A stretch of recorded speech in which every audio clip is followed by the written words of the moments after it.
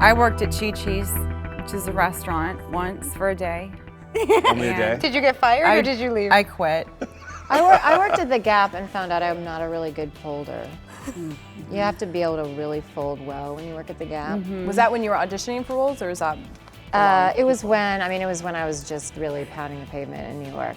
How about the rest of you? Any egregious, horrible jobs? You guys, we're doing a terrible job right now. We are. We start over. I mean, I have some crazy stuff too. Like I did murder mysteries in dinner theaters in the Now we're Poconos. talking. You know, I mean, I had to fake my own death a whole bunch. Well, we're not any strangers to that either. I did a Mexican game show. You did? I did. I forgot about that. It was called Nubaloo's, and I had to sing and dance, and it was like, you know those Nickelodeon shows where they're like, you can't do that on television or something. Yeah.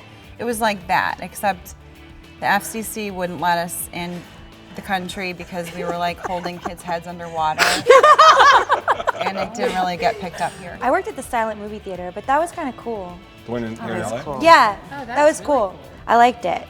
I didn't like cleaning the bathrooms as much. But I got into it, you know? I got into the whole as much as the popcorn. I don't mind cleaning. You embrace the job. So, Whatever the job is, you embrace it. Yeah, but people are really messy in movie theaters. They're really They disgusting. do some weird stuff in there. You go see a silent film, you expect it's like a respectful experience, and there's just like popcorn all over the floor and Coke, and I get sticky.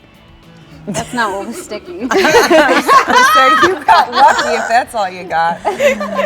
I used to Buster Keaton's a real turn on New York City schools. Oh, that's cool. Yeah, that's really cool. Which was it was great and hard. And after I did Save the Last Dance, I had to stop substituting in high schools because they were like, Chenille is substituting, and could only do elementary schools. They would call you and leave you a message like, "Can you work today?" Yeah, it was actually the perfect job because audition-wise, they call you in the morning. So if I had auditions, I wouldn't go. But if I didn't have auditions, I would go and substitute teach. I've taught everything from computers to Russian. Wow. So you're really smart in real life. No! That's great. No, I just did what the... Yeah. Did you go to college? Yeah. You went to college? I did. Did you guys all go to college? I didn't either. Yeah. I feel happy now. Yeah. Anna, you're being very quiet over there. What's your worst?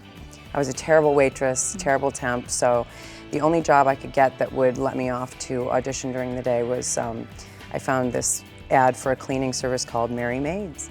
And so I said, would you let me off during the day because we cleaned in teams? And she said, yeah, you can, as long as you come back and finish up for your partner. I said, great. We were doing clean outs for apartments like after somebody's lease was up. So. Oh no. Oh. So it was intense because it was huge. We were in huge towers downtown, and it was like 110-degree weather, and the AC was off,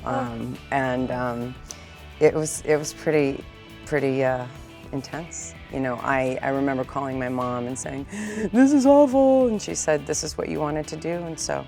Get through it because you'll have to have, there'll be times like this where you have to get through this, and that I remember was the turning point for me where I thought, I'm glad she said, you're on your own basically, so make it work, and it was the time where I thought you gotta make this, you better make this work or you're gonna be scrubbing toilets.